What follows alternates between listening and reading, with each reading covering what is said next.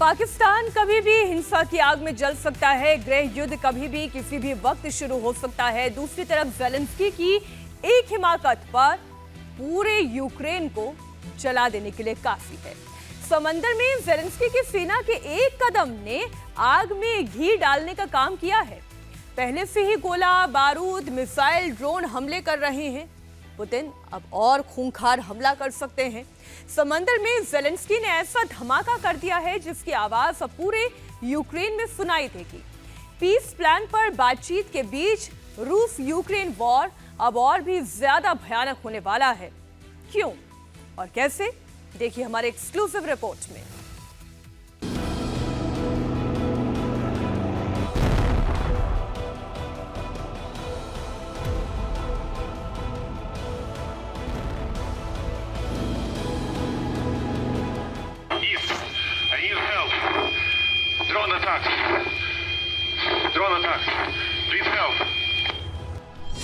Ukraine ने रूस के 2 शिप पर ड्रोन अटैक कर पुतिन को बड़ा चैलेंज दे दिया है।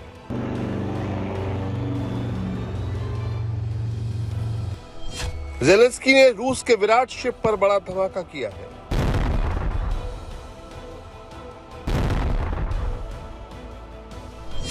तुर्की कोस्ट के करीब पुतिन के कैरोस शिप को ड्रोन से उड़ा दिया है।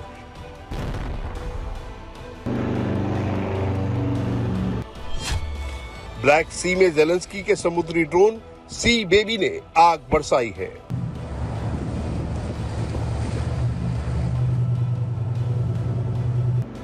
समंदर में यूक्रेन के इंतकाम की तस्वीरों को जरा ध्यान से देखिए। समुद्री ड्रोन तेजी से रूस के ऑयल शिप विराट की तरफ बढ़ रहा है। कुछ ही पल में वो टैंकर से टकराता है और शिप में आग लग जाती है।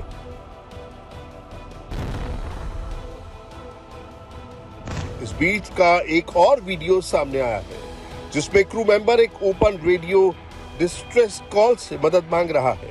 वो मेडे कॉल के जरिए ड्रोन अटैक की जानकारी दे रहा है।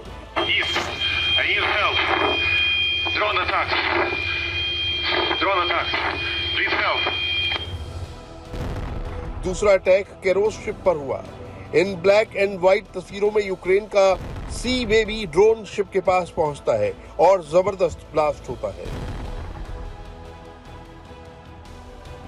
समंदर में चारों तरफ आग ही आग नजर आ रही है। भयंकर लपटें आसमान में उठ रही हैं और देखते ही देखते ब्लैक सी काले धुएं में तब्दील हो जाता है। रूस यूक्रेन पर हर दिन आसमान से नई नई मिसाइलें बरसा रहा है। मॉडिफाइड ड्रोन से हमले किए जा रहे हैं, लेकिन अब ज़ेलेंस्की की सेना ने जवाब समंदर से दिया है। यूक्रेन ने बिना किसी डर के इस हमले की जिम्मेदारी ली है। यूक्रेन ने दावा किया कि दोनों जहाज रूसी ऑयल ले जा रहे थे और अटैक के बाद अब रूसी जहाज इस्तेमाल करने लायक नहीं बचेंगे। ये ऑपरेशन यूक्रेन की सिक्योरिटी सर्विस और नेवी ने मिलकर किया है। दोनों अटैक पूरी तरह प्लान थे और इनमें अंडर वाटर और सरफेस ड्रोन्स का इस्तेमाल किया गया। विराट के 20 क्रू मेंबर्स को सुरक्षित निकाल लिया गया है। कैरोस के सभी 25 क्रू मेंबर्स को भी बचा लिया गया।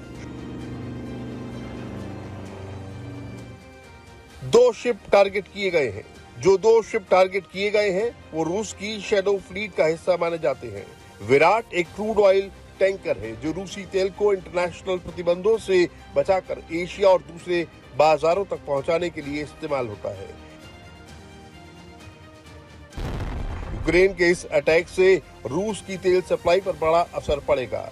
पानी में किए गए इस हमले से पुतिन का खून और ज्यादा खौल रहा है। उस हमले का बदला सिर्फ एक फ्रंट नहीं बल्कि कई फ्रंट पर लेंगे।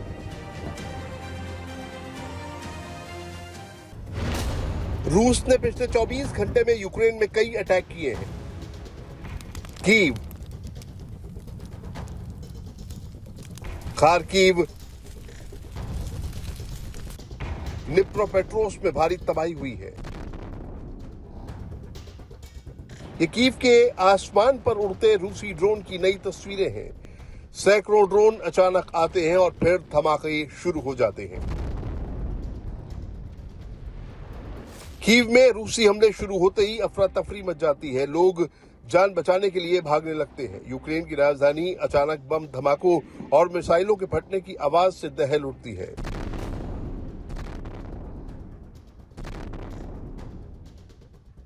मल्टी स्टोरी इमारतों से आग की लपटें निकलने लगती हैं। बड़े बड़े फ्लैट और रिहायशी इमारतें आग में जलने लगती हैं।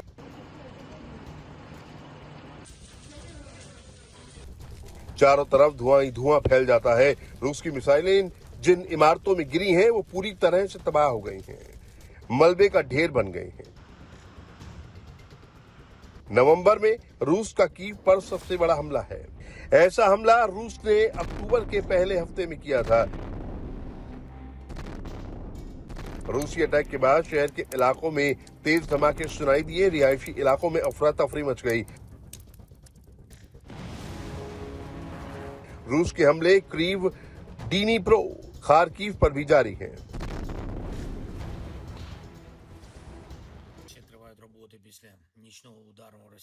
कल रात हुए रूसी मिसाइल और ड्रोन हमले के बाद काम अभी भी जारी है। एक बड़े पैमाने पर हमला था जिसका मुख्य निशाना एनर्जी इंफ्रास्ट्रक्चर था।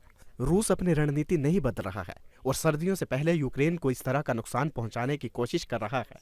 ये जरूरी है कि हम जवाबी कार्रवाई करें।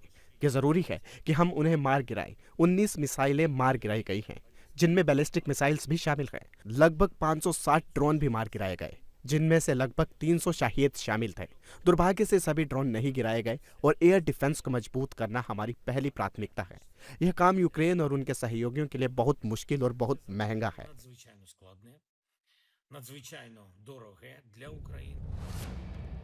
ज़ेलेंस्की की परेशानी अब और बढ़ने वाली। यूक्रेन के समंदर वाले अटैक के बाद पुतिन की सेना और भी घातक हमले की तैयारी कर रही है। रूस यूक्रेन वॉर पहले से ज्यादा भीषण हो गई है। दूसरी तरफ डिप्लोमेसी भी चल रही है। पीस प्लान पर भी बातचीत का दौर चल रहा है। एक यूक्रेनी डेलीगेशन अमेरिकी विदेश मंत्री मार्को रूबियो और डोनाल्ड ट्रंप के विशेष प्रतिनिधि स्टीव विटकॉफ से मुलाकात करने अमेरिका पहुंचा है। ये डेलीगेशन फ्लोरिडा में रूस के साथ युद्ध विराम की प्लानिंग पर अमेरिकी नेताओं से चर्चा करेगा। राष्ट्रपति ट्रंप के सलाहकार जेरेड कुशनर भी इस बैठक में शामिल रहेंगे। यूक्रेनी प्रतिनिधिमंडल संयुक्त राज्य अमेरिका में है और जिनेवा पॉइंट्स पर आधारित बातचीत जारी रहेगी। डिप्लोमेसी एक्टिव है।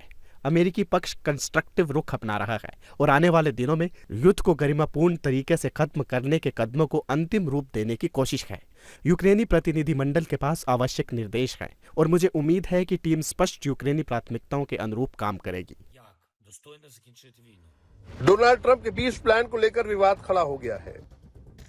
वॉल स्ट्रीट जर्नल रिपोर्ट के मुताबिक ट्रंप के पीस प्लान का मकसद शांति कायम करना नहीं बल्कि बिजनेस करना है। रिपोर्ट्स के मुताबिक पीस प्लान के जरिए यूक्रेन की जमीन का कुछ हिस्सा रूस को सौंपना भी शामिल है।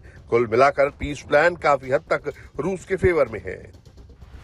पीस प्लान पर ज़ेलेंस्की को आखिरी फैसला लेना है कि क्या वो सरेंडर करते हैं या फिर रूस से लड़ाई जारी रखते हैं।